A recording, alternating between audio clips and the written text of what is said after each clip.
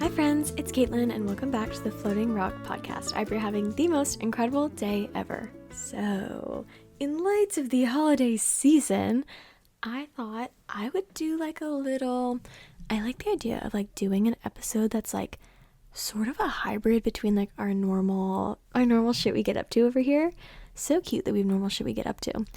And, the times that are around us, So, I was thinking about, gifts and shit, and I was having some conversations about, love languages recently, and I was like, okay, wait, interesting! So I was like, wait, so fun. I feel like I was just I kind of want to just talk about the love language of gift giving today, and, I don't even think it's, anything too revolutionary, but I'm just let's just, have a fucking chat, right? Just kind of sounds like fun.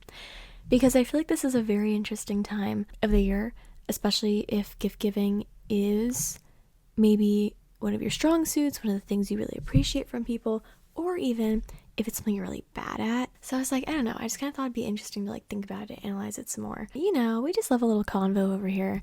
But I thought first, we'd define it, if you will. Gift giving as a love language is sort of defined as receiving tangible symbols of love, appreciation, and thoughtfulness. Not materialism. Whenever I all of the things that I looked up before this, they all hammered in. They're you're not materialistic, or they're not materialistic. So everyone's really ride or die for people who are gift givers, or gift getters. They're not materialistic, and I agree with that. I feel where does it land for me? I think for me, and this is in any relationship, right? For me, it lands decently high, right? I think too, with love languages, I feel a lot of the conversation that is had is what's your top, right? What's your top one, or what's your least favorite one? I think it's not necessarily that there's an order, but it's almost like a bar graph, and maybe they're all fives, or maybe let's say it's out of five, right? And maybe one's a 5, one's a 3, one's a 1, all that kind of stuff, right? So I think that's very interesting. I'd say I do value that one a decent amount, but it is usually in that smaller sense, when you ask the internet, what is a gift giver actually like? And then they're defending the gift people. I feel we've all experienced just a small gesture, or, cute shit like that. Or even when people do it on accident, what? I think it's funny when people's love languages are spoken to on accident, and you extremely appreciate something that someone did or whatever, and it wasn't even intentional on their end to speak to your love language, if you know what I mean. If you've ever been given something for free, or someone randomly was here's this for you, and you're wait, oh my god. Yeah, I don't know, just that's a fun little thought too, I guess. Kind of want to make episodes about some of the other ones too, but I don't know, today is obviously a lot more festive and relevant. Going back to that definition, it's a tangible symbol of love or affection, or just paying attention. To me, it's kind of that whole saying of to be loved is to be seen, or to be loved is to be known, something like that. Oh my god. Literally the other day at work, I stopped into work when I wasn't working, so I got a discounted drink, and I told the barista girl what I wanted, and I was oh, but did you make sure to make that half? And she was yeah. I was and we hadn't worked together in so long, and I was and you remember what I get? Oh my god, so cute. And I think that really speaks to somebody who likes receiving gifts, at least. They really like that, the idea of someone, but anyone likes that, right? Hence I said it's a bar graph, but I think we like it because it's this tangible way of seeing that someone sees us, and someone thinks about us, and someone synthesizes thoughts about us. Oh, I saw that and it made me think of you, so I brought it to you, whether it's a pair of shoes, or whether it's a flower, or whether it's anything, I think it's what is the heavy hitter about it is it shows that someone cares for you and thinks about you when you're not. Oh my god, maybe that's it. It's when people get gifts, they're not with you. And I think that's kind of one of the heavy hitters about receiving a gift, is it means that said person was thinking about you when you weren't there. You know what I mean? I'm wait, that's so cute. Because I feel even too, let's say you've been married for 30 years. I feel I would feel man, bro's probably not even thinking about me, right? But then let's say your husband comes home with oh, I walked past this bakery and I saw a really nice chocolate chip cookie, and you really like chocolate chip cookies, so here's this chocolate chip cookie. Your husband, who literally has been married to you for 30 years, so cute, that's so cute. God, wait, guys, this is so fun.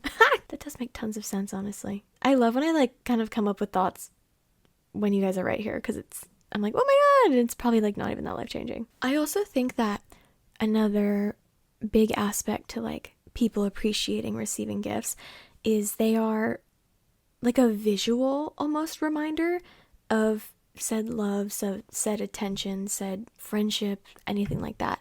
Because I think similar with fucking, because we're on theme, believing in Santa Claus, right? Like eventually people stop. Hope there's no children listening. No, I actually press that button on YouTube. I say not for kids. I swear too much. Eventually people stop because they can't see him. So why would they believe it? And so I'm like, wait, what an interesting point about, the idea of gift giving and how it reinforces your love and care for somebody is it's this like visual reminder that you love and care for them, because, you can't always actually show it. And I think like that's the beauty of all of the love languages, is there are ways of showing and receiving love. Like that is the whole point. And I think like where words of affirmation or where acts of or maybe not acts of service, or like quality time, like where they maybe have their pitfalls, is because it's like it's not this visual tangible like, hey, I guess maybe words of affirmation if you like write it down or something, but you know what I mean? I think there is definitely a power behind this visual tangible thing of like, you're really important to me and I think about you in my life and I value you a lot. Like that's so fucking cute. I also love too just like how it really can help you test your like thoughtfulness muscle, if you will. Like I was talking to Best Girl Malia about, what we were getting each other for Christmas, and I was like, bitch, literally I see you everywhere. Like if I had $1 million and if I was like your boyfriend too, like, oh, like you'd be a spoiled motherfucker. Because I feel like the beauty of having a close relationship with somebody is, knowing them so well. So it's almost like it's so cool that you were able to like almost flex that muscle. And so you see them everywhere and you think, oh, they would love that. Or, even if you're like sitting down to think about a gift for someone, like you think, wait, they like this and they like that. And they're also like this. So therefore, oh, they would love that, And also just back to the idea too of like someone doing something when you're not there. Like I just love the idea of like having to be creative and having to be thoughtful and putting time and almost like putting time and energy into said person or said relationship, whatever, when they're not there. Like I think there's something kind of cute about that. Oh, and like maybe that's what makes like proposals so cute, is like the whole like, no, someone had to like do a lot of stuff kind of behind the scenes to like do this, like even I think everyone thinks that people don't think about them. I've definitely wondered that for like people in my life or even like family members. I'm like, do you think about me like that? I don't freaking know. And I think that's where gift giving can actually be so impactful, is it shows that not only do I observe things about you and know you and appreciate you, but I actually had to take time out of my own life where you weren't even there to think about this and execute this. And I'm like, I love it. Ooh, I also read this thing that was kind of interesting, and it said something about how like people who really appreciate gift giving, or I guess even sometimes, gift receiving, and people I guess sometimes who really enjoy gift giving, is it can almost be used as like a sense of like security at times. I was like, do tell me more. That's so interesting. But it kind of just said something along the lines, especially like it was talking about how like especially in after like experiencing loss or something. I think it's kind of relevant for like any situation. But that is an interesting point of like, I think people probably with a more anxious attachment style, just a hypothesis, let me know what you think. I feel like it's possible that people with a more anxious attachment style would really enjoy gift giving or gift receiving, because it's like a literal tangible thing they can hold on to of said person, if they're anxiously attached to their parents, family members, friends, romantic partners, or anything like that. Like I can totally see how that would definitely be a thing, and how there is almost this like permanence and security in receiving a gift from somebody. And even I guess that like makes sense when you think about it, like for friendship, probably not family, but like friendships and like romantic relationships, because I feel like you usually kind of wait to like give people gifts, like actual gifts, not like little shit. And I guess that does make sense, because it is this kind of feeling of like permanence, like that's something that they're gonna own and have in their house and maybe look at all the time, or like, oh, interesting, like that's so funny. Like, you probably only exchange gifts with like some of your closest friends, right? And it's because like there is this like feeling of kind of permanence between you guys, and like, no, I'm staying, you know, like you don't really give gifts to people like outside of like white elephants and secret Santas that you're kind of like, meh, like I could see you or not see you in a year, like me. But yeah, I think that is an interesting point of like the whole, they do provide a certain level of like security, if you will. And then even too, like there is, I could totally see, I have this point later on, I guess I'll say now, kind of like people like hiding behind gifts in a way. Like it just makes me think about like movies where like the rich guy gives his wife all these gifts and blah blah blah, and he says, but that's my way of showing you I love you. But she's like, no, it's not, and you only just do it because you have money and it's fake. You know what I mean? You guys have seen movies before. I also feel like there could be like in a not negative way, but I could see it almost like being turned to in like a, dare I say like possessive? I don't know. Like I haven't actually heard about this in real life, but like I could totally see someone like talking about a relationship. I'm gonna use a girl for example, like, and oh, but he like gives me all these things, and like I'm like, wait, but no, maybe that's just him having his claws sunk into you. I don't know, guys, this is interesting. Yeah, wait, that's interesting too, how love languages can kind of be flipped on their head and like not used for bad. But I mean, I feel like we all hear about love bombers. Like those are, in my head, a love bomber is words of affirmation. They're saying all this shit. Oh, you're so perfect. I love you. Or blah, blah, blah. Like, you're my future. Like, ah. And that's words of affirmation, like flipped on its head. Derogatory-ish. And then I think gift giving can kind of have that. There's probably something for the other ones. Wait, this is interesting. I'm sure there could be a whole episode of that, of like the evil sides of the love languages. But that's a fun little thought too. But I just have like a little point about like gift giving, I guess, and like, I don't know, that's like so cute. Like I love the idea that like giving out love in a way like makes you happy. I talked about this a very long time ago. I don't know what the episode was about, but it was something about like feeling better in a way. And I told you guys that one of my favorite ways to like make myself feel better is to actually give out love to other people. And like I think one of my examples was I wrote something like a really long nice text, and it kind of killed my bad mood because I was like, oh, like I'm capable of like being nice and sharing love and blah blah. And I was like, Anyway, so I don't know, I just love the idea of like somebody, or I mean literally me, I guess, like the idea of like taking pride in and like getting excited about, and just like I feel like gift giving too can be a very, very selfless one, and it just shows like, no, like I just fuck with you, like you know.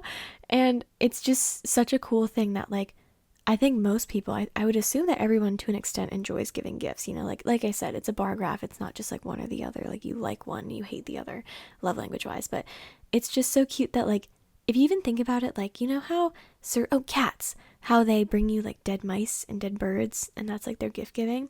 It's like so adorable to me that like as people, we're like, wait, but I saw that and I thought about you and I wanted to give it to you.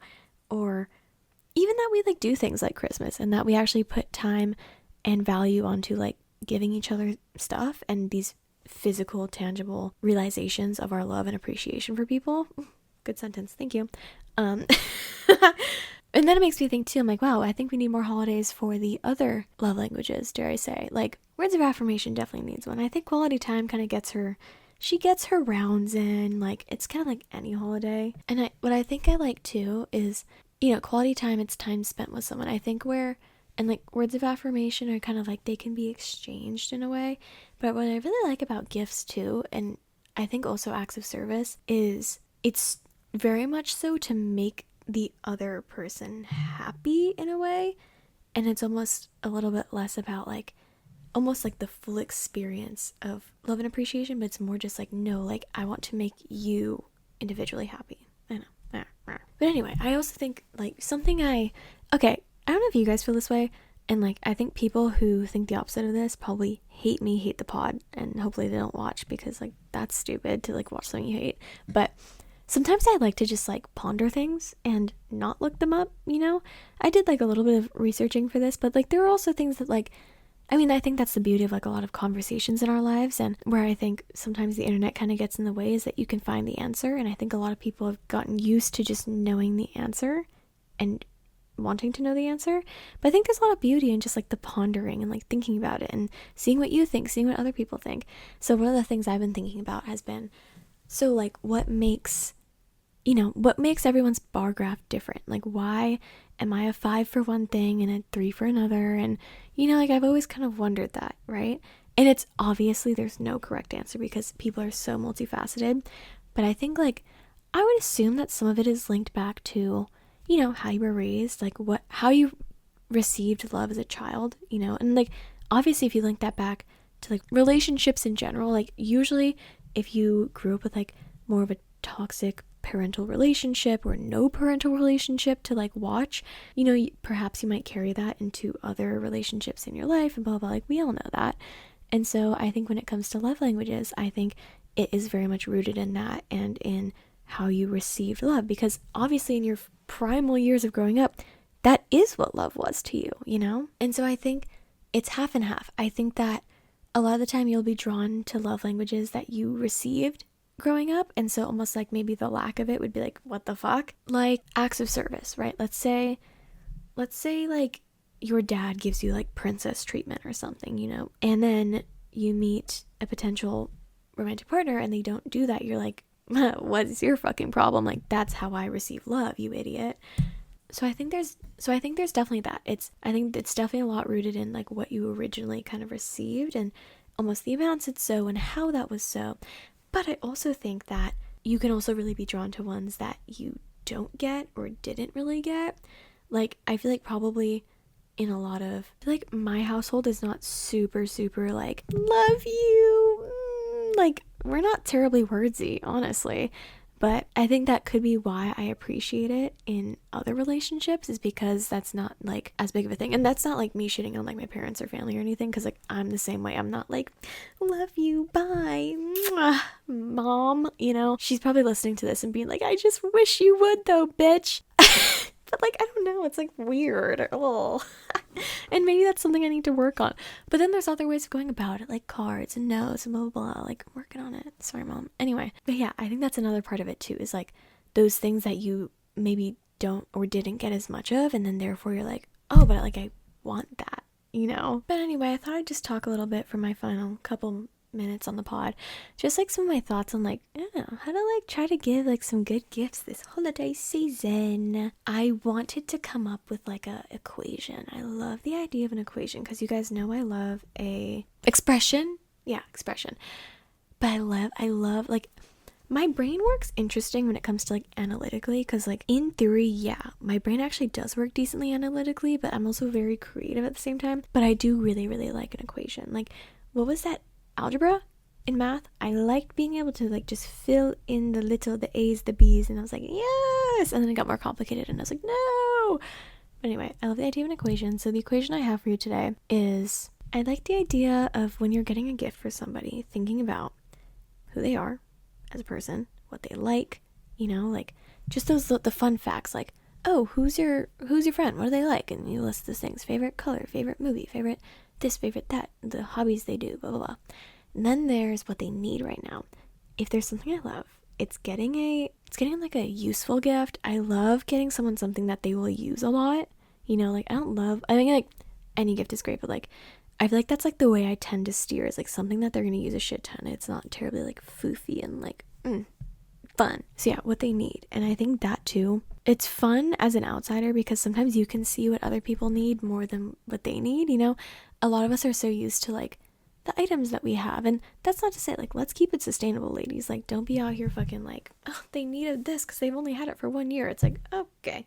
But I feel like a lot of us will have like things that are breaking and things that are disgusting that we keep using and are used to, and which is great and fine, and like we love a low maintenance queen. But in the escape of this fine holiday season, it's a great thing to be able to notice about someone. And like, I don't know, I think it's really funny that I kind of like notice those things like on people, like what they have that's kind of like beat up or whatever, and probably what they can observe about me that's like, really, you're still using it? Like, oh my god, I'll show you right now. Wait, the pod has never seen my phone. Oh my god, maybe this is surprising, and sorry if you're on Spotify or Apple. I'm going to show you right now. Basically, I have a black phone case with one of those like little fabric phone wallets on the back, which is also black, and it's beat up and disgusting. and my coworker like called me out. She's like, your phone is like, number one, fugly, number two, disgusting. I was like, yeah. So, you know, like, it's funny the things that we're so used to, you know? So it's like sometimes you know what someone like quote unquote needs more than they do. And also in a way too, there are these things that people need in like a less needy way, but in more of a like, oh, they would never do that for themselves, you know? And like more of an unknowing need, like getting someone who works really hard, like a spa day, you know, something that they didn't know they needed, right? And lastly, if can, I love the idea of like somehow connecting it to your relationship. Like, yeah, I mean, you know what I mean? Like things that you guys bond over, or things that are just related to stuff that you talk about, or things from your past, or just stuff like that. Like one of my favorite gifts that I think is a good example of this as of recently was once again, because literally I can't keep her name out of my mouth, bestie girl Maya. For her birthday, I got her this yoga mat with a big orchid on it. It's gorgeous. I had seen it on TikTok one day, just like in just someone's video. It wasn't even like an ad, but someone just was like, it was like a day in my life. And I was like, I saw that and I was like, are you joking? That's the most gorgeous thing I've ever seen in my life. And obviously I thought of her because hello. And I think it's like this great synthesis of, you know, this equation, because it's like we sometimes will go to yoga classes together. Like we talk about working out and yoga and blah, blah, blah. We talk about that kind of stuff a lot. Who she is, she's an artist. Like she loves beautiful things. Like she loves a flower, especially an orchid. And then lastly, like what they need, I was like, she's had a yoga mat for a while, probably the entire time I've known her.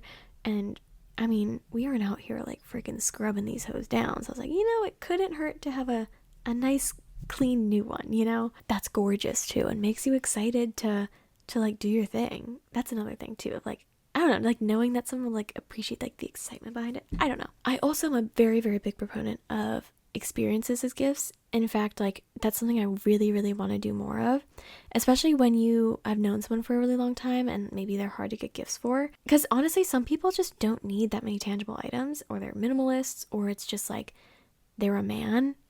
Because I swear to fucking God, men are so hard to get gifts for sometimes. Holy shit. But I love an experience for a gift. And it's also like, I feel like that, going back to the whole thing of like you doing something behind someone's back and thinking about them when they're not there, like planning a whole experience is just like, I feel like that's like above all of like, wow, you really went out of your fucking way to do that for me. That's fucking sick as fuck. And even it's a nice mix of quality time, even if you're doing it with them.